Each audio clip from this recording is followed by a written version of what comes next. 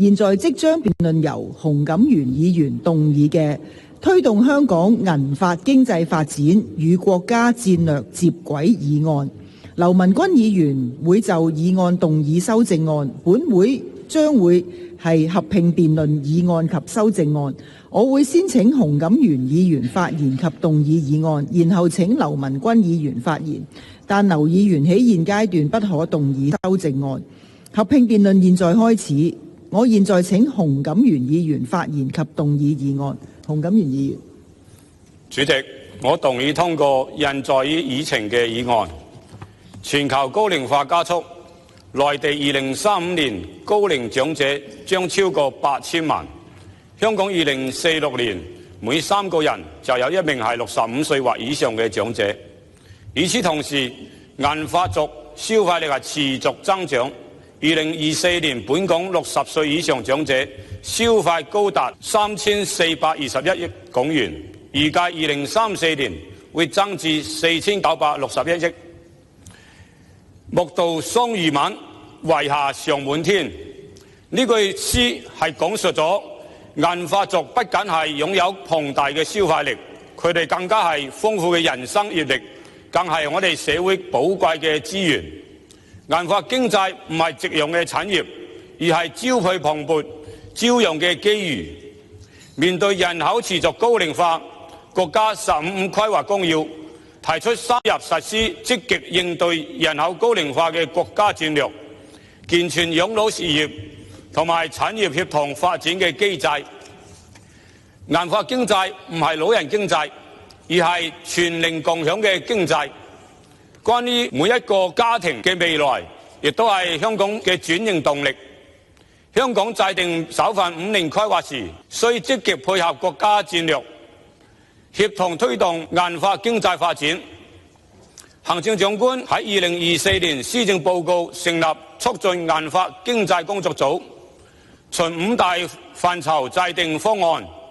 並於去年公布30項措施，由多個政策局聯同業界推動，為本港銀髮經濟發展奠下良好嘅基礎，係值得肯定。然而，工作組目前並非常設嘅機構，喺法制基礎同埋專項嘅資源保障方面，仍有優化嘅空間。以大灣區銀髮經濟合作平台嘅建立，亦需進一步加強，尤其喺服務、產品、人員嘅培訓等標準制度上，仍缺乏統一嘅協調機制。本人直積極推動兩地銀髮經濟嘅合作。早前舉辦銀髮經濟發展新契機嘅研討會，邀請咗港澳台3地專家就智慧養老及跨境標準互認等議題進行交流。現在我亦都係擔任廣州市南沙區粵港澳大灣區60經濟促進會嘅顧問，期望透過呢啲嘅平台，係可以促進一啲實務嘅合作。上下同欲者勝，風雨同舟者興。為配合國家15規劃綱要、養老事業同埋產業協同發展嘅政策方向，建議特區政府透過社會高齡化對策工作組，進一步推動粵港澳大灣區養老服務標準嘅制定同埋互認嘅制度，加強兩地溝通協作，為長者跨境生活提供更多嘅便利。為提升整體嘅工作成效，可以參考國內及日本嘅經驗。國務院2024年印發國家級銀髮經濟專項文件，提供明確指導同埋資源配置。日本亦都通過專項嘅立法推動產業嘅發展。政府已強化工作組相關嘅安排，包括提升工作組嘅層次，或設立常設嘅架構，強化與內地對接，盡快建立灣區銀髮標準同埋互認嘅平台，以確保政策持續性及跨局協調嘅效率。喺標準互認嘅基礎上，政府已制定可持續嘅服務供應嘅模式，如提供適度嘅資助，鼓勵非政府機構同埋私營嘅企業合作，推行試驗嘅計劃，開發銀齡科技產品同埋服務，待試驗成功有效之後，可以進一步擴大應用嘅範圍，長遠推動相關產品同埋服務實現自負盈虧，形成市場可持續嘅發展。此外，香港與大灣區其他城市應充分發揮各自嘅優勢。香港擁有國際嘅金融、專業服務同埋創新科技嘅優勢，可專注高端產品嘅設計、跨境金融同埋標準認證。內地大灣區城市具備龐大嘅應用場景、製造能力同埋政策資源，同舟共濟、互利互贏，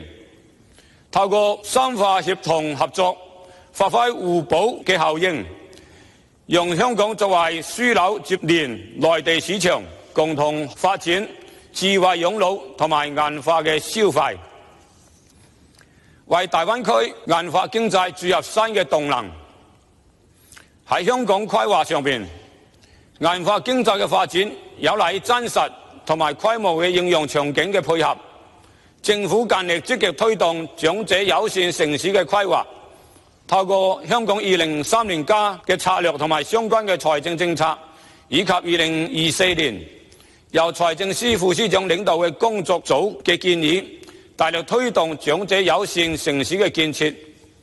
喺公共同埋私營發展項目中加入無障礙嘅設施及通達性嘅要求。呢啲嘅措施唔單止係提升咗香港整體嘅宜居程度，亦都係為銀發經濟創造到更廣泛嘅應用場景，鼓勵社區喺規劃同埋設計上更貼近長者實際嘅需求，協助長者安居樂業。同時訂立統一嘅標準智慧關鍵。社聯早前同香港廠商會共同推動照護者食品灣區標準，已初見成效，建議可進一步擴展至康養嘅護理產品同埋長者日用嘅產品範疇，充分發揮香港喺大灣區嘅優勢。部分長者退休後因為收入嘅減少而謹慎消費。研究顯示，近年有1/4嘅退休人士仍然有就業嘅意願，但係面對強積金65歲豁免嘅供款、申請政府津貼同埋公屋資格嘅影響，以及僱主僱用嘅一個憂慮，建議優化政策，例如參考綜援豁免計算入息嘅做法，用長者收入唔會影響現時嘅津貼，並加強宣傳強積金自願供款嘅安排，鼓勵合適嘅長者繼續就業，提升消費嘅意欲同埋增加人力資源嘅運用。總括而言，銀發經濟涉及多面嘅方向，關乎家庭嘅福祉、香港長遠發展嘅展望。期待香港可以配合國家15嘅規劃，善用香港5年規劃嘅機制，與大灣區喺銀發經濟領域加強協同合作，將人口高齡化嘅挑戰轉為共同嘅機遇。主席，本人謹此陳辭，多謝。現在向各位提出嘅待議議題係洪錦元議員嘅議案，予以通過。劉文君議員。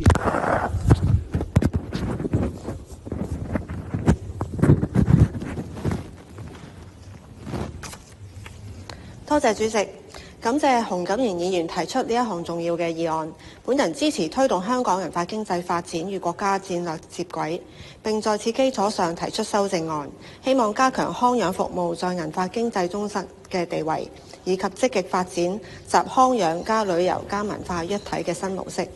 大鵬灣早前以優異嘅綜合評分獲選為美麗海灣優秀案例，證明現在正是我們打造跨境康養服務生態圈嘅最佳時機。本人於2024年已開始在不同平台提出大灣區康養概念，今日希望延續本人早前提出嘅倡議，進一步建構大灣區跨境康養服務生態圈。主席，國家15規劃綱要明確提出積極應對人口老齡化，並把加快健康中國建設、積極推進醫養結合等納入重要政策方向。在銀發經濟嘅眾多範疇中，康養服務極具潛力。康養不是單單醫療照顧，而是以健康為中心，結合體檢、保健、康養、文化、旅遊等元素嘅綜合服務模式，全面照顧長者嘅身心健康同埋生活質素。康養產業可以結合生態資產、文化資產同埋旅遊，既服務民生、製造就業，帶動地方經濟發展。香港擁有良好嘅生態康養基礎，全港有25個郊野公園同埋22個特別地區，總面積達到44,842公頃，約佔香港土地總面積嘅40%，為發展郊區康養提供咗堅實嘅條件，將香港嘅天然資源同埋醫療結合起嚟，不但可以服務本地長者，以及有意在亞洲物色優質退休同埋療養嘅地點高端康養旅客來港。要真正建構康養服務生態圈，並提升香港康養嘅國際吸引力，我建議政府從以下3點着手。第一，推動粵港澳3地康養服務資格互認同埋標準銜接，加快編製香港康養產業發展規劃，推動3地在服務標準、專業資格同埋監管制度上逐步對接，促進人才、服務同埋項目嘅跨境流動。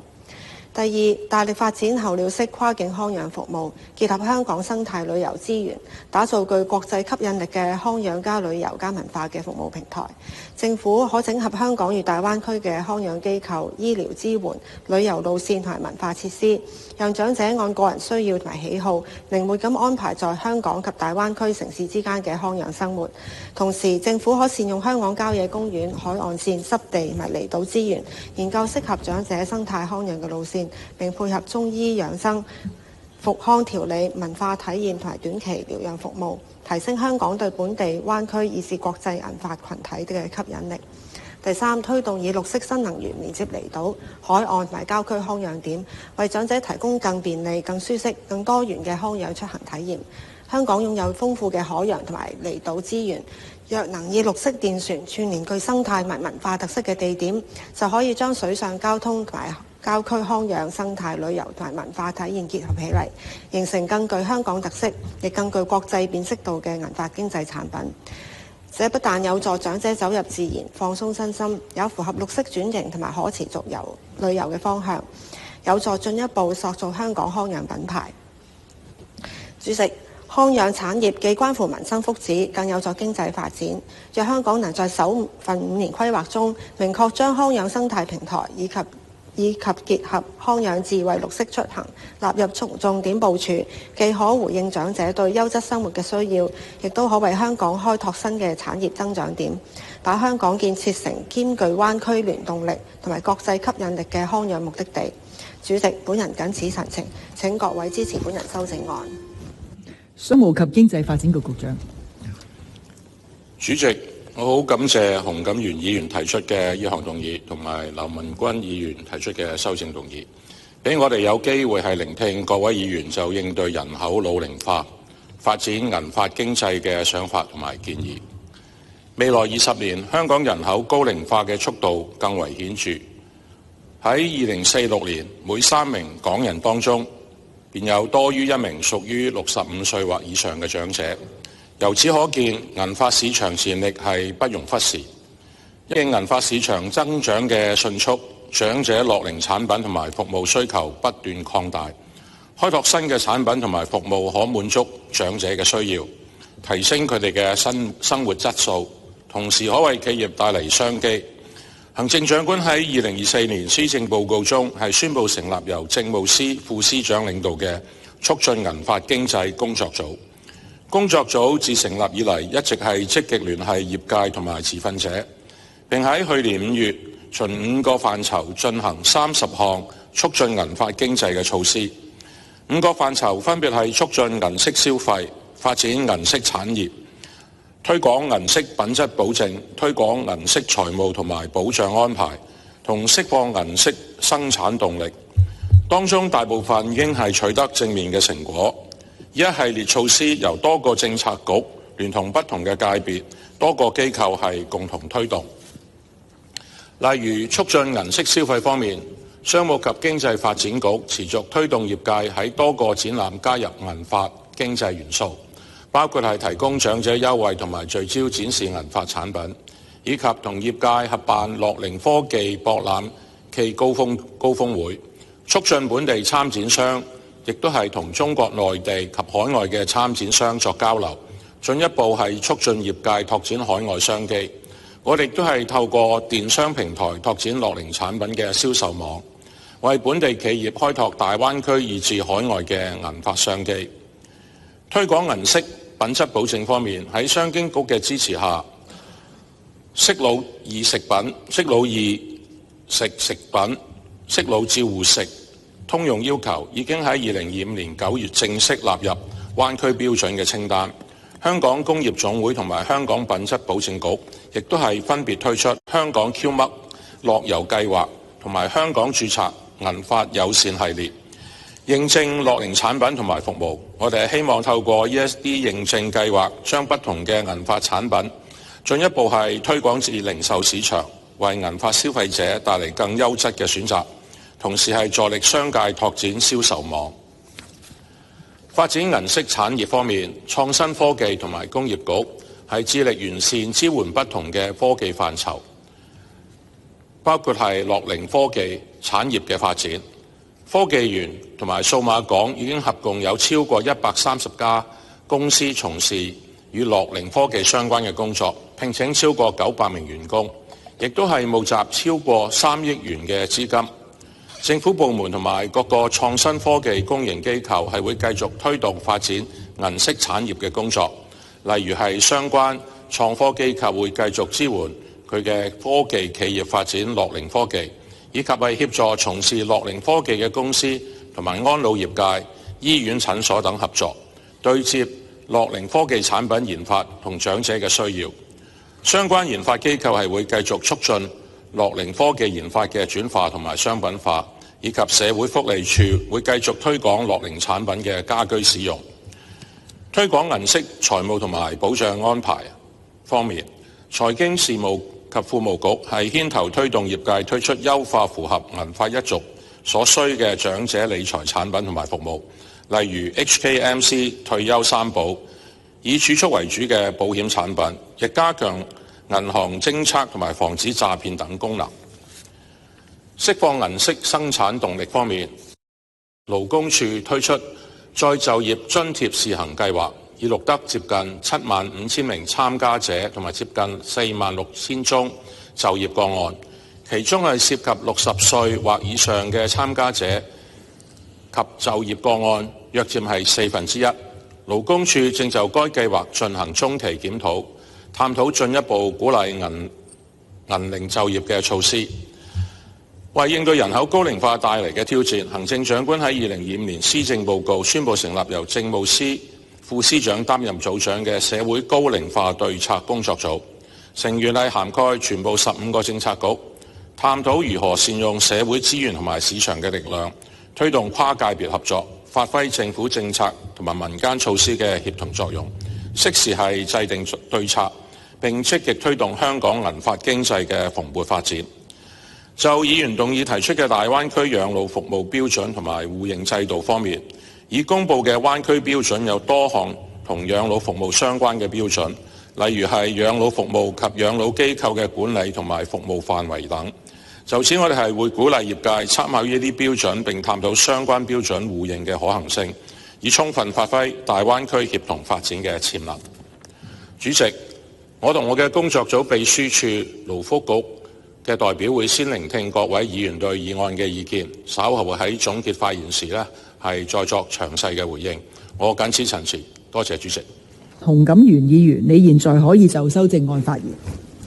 多謝主席，亦都好多謝劉文軍議員支持推動香港銀發經濟與國家戰略接軌，並提出修正案，強調空養服務核心嘅地位，倡議打造空養加旅遊加文化新模式及大灣區跨境空養服務嘅生態圈。劉議員嘅建議，政府推動三地空養資格互認，發展候鳥式跨境空養，以綠色新能源船連接空養嘅地點，並將相關嘅規劃納入香港5年嘅規劃，我係非常之認同。聽劉文軍議員嘅分享，我諗起咗一句嘅詩詞：偷得浮生半日閒，悠然自得享晚年。好多人都係以此作為一個人生嘅追求。據了解，現時國家政策係持續支持銀髮經濟嘅發展，市場規模將會超過10萬億。康養加萬旅已經成為銀髮經濟重要嘅引擎，推動產業從養生邁向養生嘅高質量發展。香港亦都係受到土地資源緊絀嘅約束，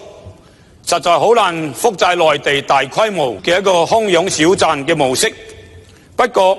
香港係咪可以試下聚焦社區式嘅嵌入式嘅康養、樓宇垂直式嘅康養等微型嘅康養場地？例如，我哋可以喺舊區或者揾啲地方設立一啲日間嘅康養中心，結合科技、康養加文化嘅活動，俾長者提供多元化嘅日常生活嘅體驗。康養加旅遊加文化模式喺內地已經係發展成為中醫中藥嘅旅遊、鄉村田園綜合嘅旅遊，甚至有森林嘅療養、候鳥嘅旅居等等嘅模式。跨境合作必然係未來嘅模式。有關嘅部門可以連同內地其他嘅地方，例如深圳、廣州等等，係推出一啲大灣區嘅康養旅遊帶，整合資源，推出一啲跨境康養嘅路線，例如香港嘅醫療加廣東嘅療養，再加澳門嘅休閒。其實呢啲都係受到劉文君議員嘅一個啟發，所以喺呢度我再次多謝劉文君議員提出嘅修訂案，多謝主席。勞工及福利局副局長。主席，我感謝洪錦元議員今日提出呢項嘅議案，同埋劉文君議員提出嘅修正案，以及其他議員嘅寶貴意見。喺第14屆全國人民代表大會第4次會議喺今年3月通過嘅15規劃綱要裏面呢，係國家未來5年經濟同埋社會發展嘅藍圖同埋行動綱領。特區政府會主動對接，並且為香港制定首份嘅5年規劃，目標係會喺年內完成公佈。呢份嘅規劃具有前瞻性、策略性同埋可操作性，將清楚説明未來5年嘅發展策略，鞏固競爭優勢，更加好咁樣去融入同埋服務國家嘅發展大局。我哋會喺擬定香港首份5年規劃嗰陣時認真考慮議員今日提出嘅意見。香港面對高齡化以及人力短缺嘅挑戰，各個政策局均會一直密切留意本地人口同埋各個行業人力情況嘅變化，適時檢視同埋優化佢哋負責嘅相關策略同埋措施，包括提供相應嘅本地人才培訓計劃，以滿足香港經濟同埋社會發展嘅需求。勞工及福利局亦都會定期進行宏觀層面嘅人力資源推算，評估香港未來中期人力供應同埋需求嘅大趨勢。推算結果將會提供數據嘅基礎，協助政府同埋各個持份者，包括企業同埋培訓機構掌握本地重點產業嘅行業同埋行業人力以及技能嘅短缺情況，從而更加精準咁樣制定人力培訓以及就業相關嘅發展策略。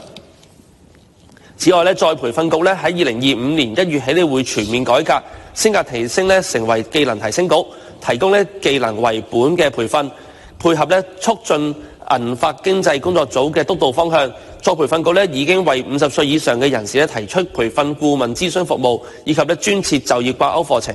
以及喺2026年3月舉行嘅 ERB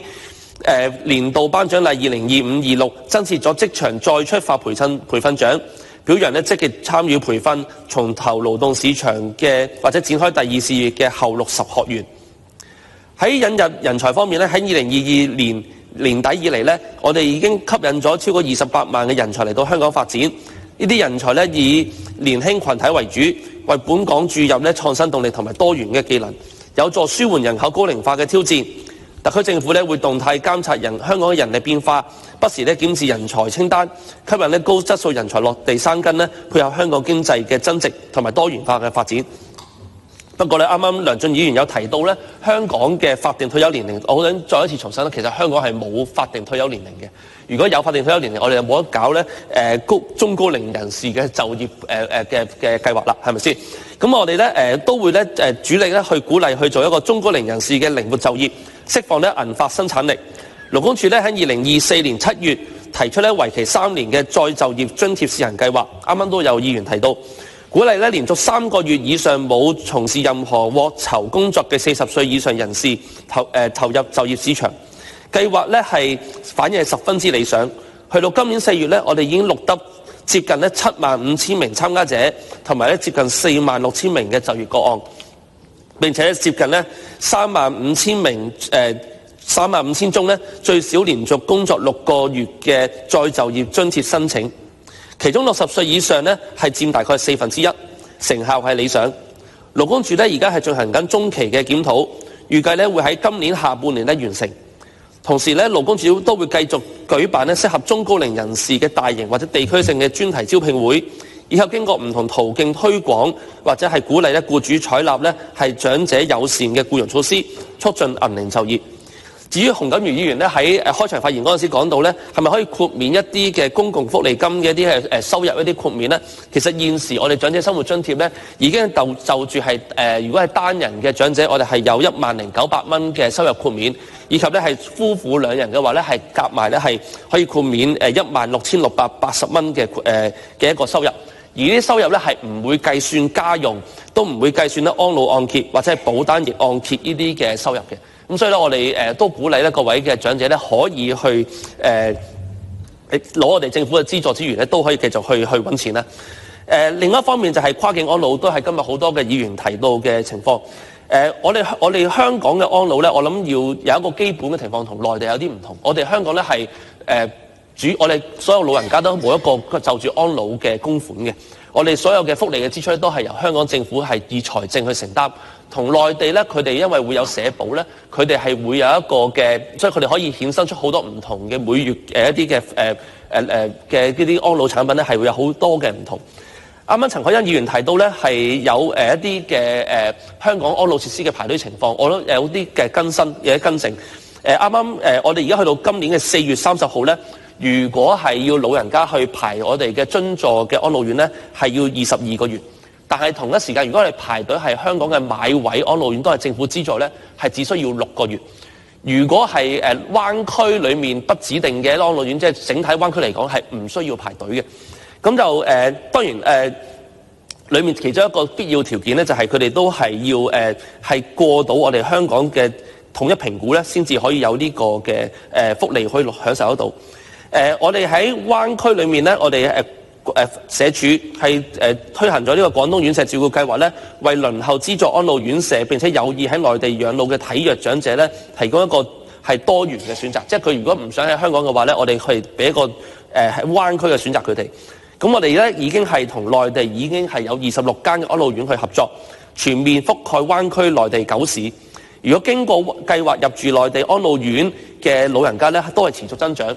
由2022年底嘅124人已經去到今年3月底嘅超過1100人。當然啱啱黃國議員裏面都講到有個情況係可能某1兩間嘅內地安老院係特別受歡迎嘅。咁例如係深圳嘅鹽田嘅復康會以及珠海一間嘅安老院佢哋確實因為係收我哋收滿咗，佢哋整間安老院都收滿咗。咁所以佢哋係可能有啲排隊嘅情況。咁我哋但係如果係其他係受歡迎並且係有空間去擴展安老院我哋都已經同緊嗰啲安老院去增加嗰個嘅宿位提供增加並且有啲係已經係增加咗噶啦。咁我哋而家係處理緊新一批嘅灣區廣東院舍照顧計劃嘅新嘅申請。咁我哋係適時就會喺可能呢短期內就會再公布希望再擴展呢個嘅數量。同一時間，我哋為咗減輕長者應對跨境養老醫療開支嘅顧慮我哋喺舊年12月推出咗為期2年嘅醫療補貼試行計劃，為參加廣東院舍照顧計劃嘅長者分擔喺國家醫保下面自付嘅費用嘅醫療開支，上限係每人每年門診費用係1萬蚊，以及住院費用每人係3萬蚊。措施去到而家係推行暢順，已經有195名嘅長者都嘅申請獲批。涉及大概係83萬嘅人民幣嘅醫療補貼。另外政府喺舊年10月推出為期3年嘅綜援長者入住廣東院舍試驗計劃，資助健康情況較佳、有自理能力嘅綜援長者係入住廣東院舍計劃裡面嘅安老院，為佢哋提供內地安老一個更加多嘅選擇，提升生活質素。參加嘅長者每個月咧，除咗獲發放綜援金之外咧，都會或額外發放咧每月5000蚊嘅資助，以支付咧入住院舍嘅費用咧，名額係1000個。行政長官喺2025年咧宣布咗由政務司副司長領導嘅社會高齡化對策工作組，呢個係一個跨局協作嘅機制，涵蓋安老、醫療、房屋、文化康樂、樂齡科技等範疇。工作組都會檢視樂齡銀髮經濟措施嘅落實情況，適時咧推進銀髮經濟咧係咪可以可持續發展，咁就為把握咧銀髮族咧帶嚟嘅經濟機遇。當然啱啱黃錦良議員提到咧，係咪可以打通我哋呢啲唔同政策部門嘅一啲資料？咁我哋已經開始係做緊呢方面嘅工作。咁我哋現時咧已經打通咗房署、社署以及醫管局嘅資料㗎啦。咁至於啱啱鄧家彪議員提到嘅長者飯堂咧，其實我哋喺我哋全港200幾間嘅長者鄰舍中心以及長者地區中心咧，佢哋係有呢個嘅服務要求咧，係去有俾一啲飯係俾我哋呢啲長者去食嘅。咁當然啱啱鄧議員有要求係咪揾埋陳文儀議員去一齊去諗咧？咁我哋會喺會後咧再同佢哋去跟進呢個嘅情況。展望未來，特區政府咧將會透過香港首份5年規劃，加強咧與大灣區嘅資源互補以及區域協同，並且持續優化人力同埋跨境養老嘅安排，建設穩健專業並且可持續嘅服務體系，更好咁樣服務國家人口高質量嘅發展大局。我哋再一次感謝議員提出嘅議案同埋建議。主席，我謹此陳辭。商務及經濟發展局局長。主席，我再次感謝洪錦元議員提出嘅議案同埋劉文君議員提出嘅修正案，以及多位議員就發展銀髮經濟提出嘅寶貴意見。接住落嚟，我會就商務及經濟發展局推動香港銀髮經濟方面嘅工作，回應議員有關嘅意見。與國家戰略接軌，根據亞太區銀髮經濟市場潛力嘅指數，香港喺全球排名第4，亞太地區排名第2，反映出香港老年人口嘅消費潛力巨大。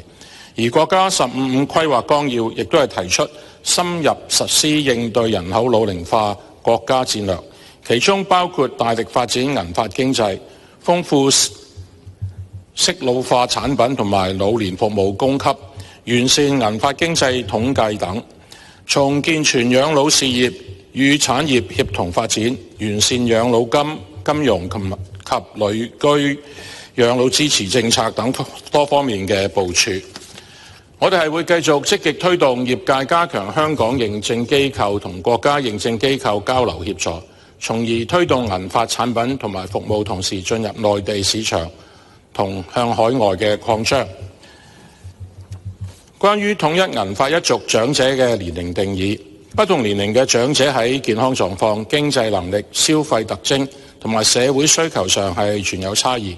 例如年輕嘅長者大概係60到75歲，可能更係傾向於參與就業市場同埋享樂年嘅消費；而高齡長者75歲或以上，更需要陪伴護理同埋安老服務。為咗有效地全面促進銀髮經濟發展，政府係會針對不同長者群體嘅制定相應嘅措施，同埋鼓勵商界研發多元化嘅產品同埋服務，以滿足各年齡層長者嘅需要，提升佢嘅生活品質。關於發展旅遊，為咗鼓勵年長嘅旅客訪港同埋長者旅遊，我哋係會積極鼓勵香港各景點同埋相關機構因應年長訪港旅客嘅需要同埋興趣，優化接待措施同埋旅遊體驗。各個景點亦都係積極配合，為長者提供樂齡旅遊產品、折扣優惠、無障礙設施同埋服務、樂齡資訊以及前線員工提供有關樂齡服務嘅培訓等。有關措施係有助進一步提升香港作為對長者友善、便利且具吸引力嘅旅遊目的地嘅形象，吸引更多長者訪港，促進本地旅遊業嘅持續發展。促進銀色消費，感謝議員就促進銀色消費工作提供嘅意見。正如我喺開場發言所提及，未來20年香港人口高齡化嘅速度更為顯著。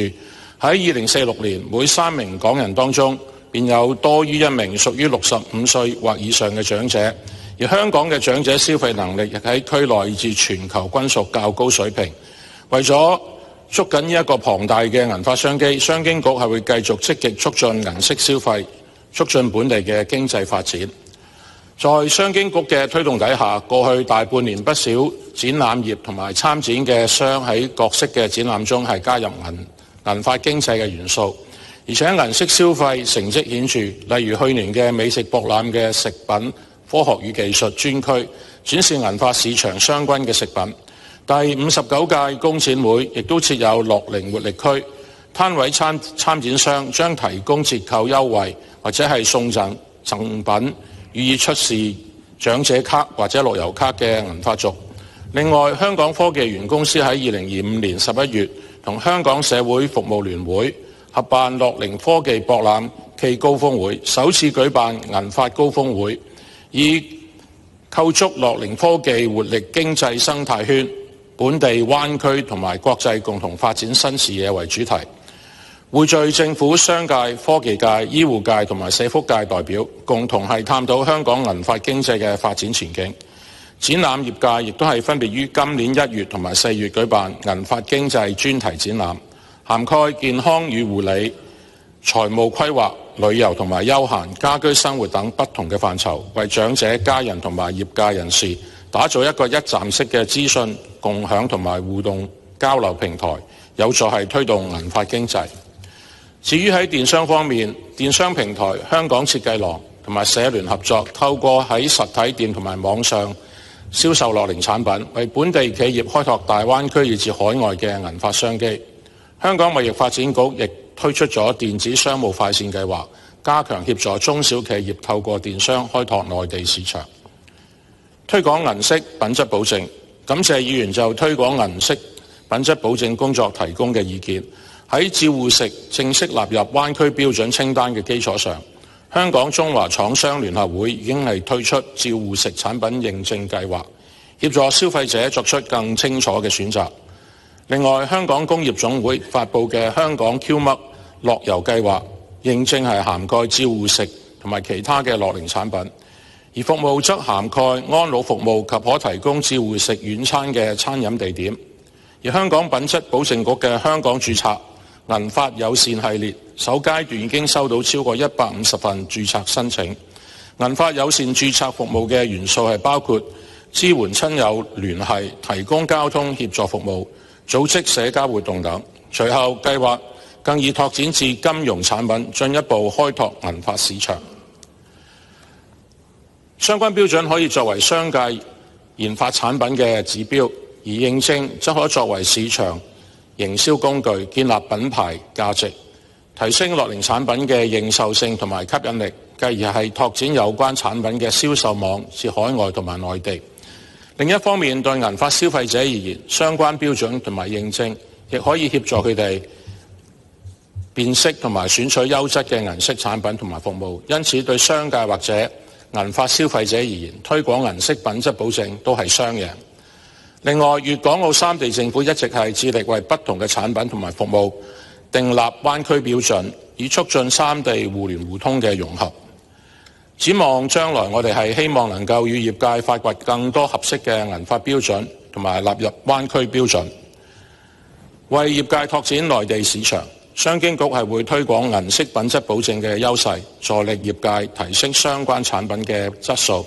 繼而係拓展產品嘅銷售網至粵港澳三地，惠及廣大嘅銀發消費者。促進銀發經濟工作組未來嘅方向，促進銀發經濟組喺各決策局喺過去1年係積極推動並落實30項措施，當中大部分係取得良好嘅進展。相關政策局亦都係持續同持份者同埋業界保持緊密嘅聯繫，聆聽意見以制定或者係優化措施。因此，工作組各個決策局嘅工作並未完結，工作組淨係促進銀發消費、發展銀色產業、推進銀色品質保證、推廣銀色財務同埋保障安排，同埋釋放銀色生產動力5個範疇下嘅工作係研究新嘅措施。過程中亦會係繼續與業界同埋持份者保持緊密嘅聯繫，進一步推動銀發經濟嘅發展。喺未來亦都係推出落實更多促進銀發經濟嘅措施。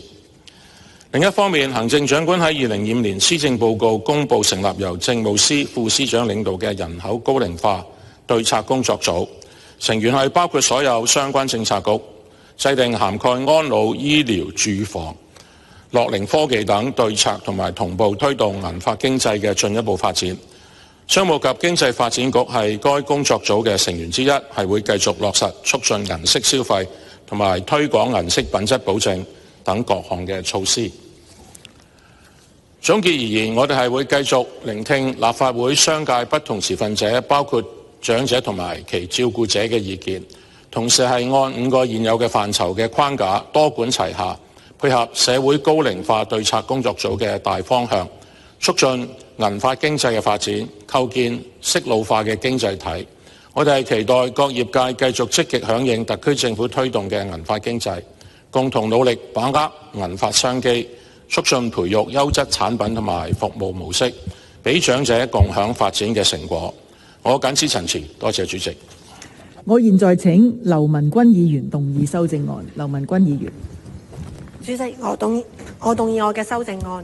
現在向各位提出嘅待議議題係劉文君議員嘅修正案，予以通過。再向各位提出上述嘅待決議題。開始表決，議員請按出席按鈕。贊成嘅請舉手，反對嘅請舉手。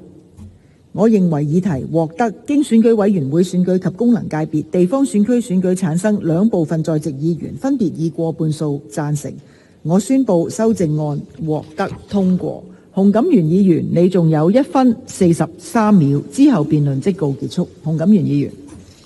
多謝主席，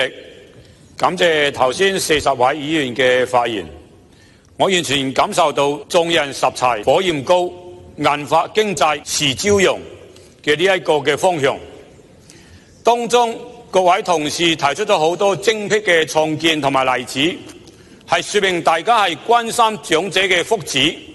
以及對發展銀髮經濟嘅信心同埋美好嘅期望。我係期盼政府可以逐一吸收同埋優化。我哋都希望長者可以悠然自得享晚年。長者勞碌半生，我係好希望政府同埋社會各界可以共同努力，確保每一長者都有一個合理同埋合意理想嘅晚年生活。三心不忘，久久為功，推動銀髮經濟嘅發展。落實之功，既需其行，更在其久。最後，我衷心感謝各位議員支持本人提出嘅議案，喺呢度懇請大家多謝。現在向各位提出嘅待決議題係洪錦元議員嘅議案，經劉文君議員修正後予以通過。開始表決，議員請按出席按鈕。贊成嘅請舉手，反對嘅請舉手。我認為議題獲得經選舉委員會選舉及功能界別地方選區選舉產生兩部分在席議員分別以過半數贊成。我宣布經修正嘅議案獲得通過。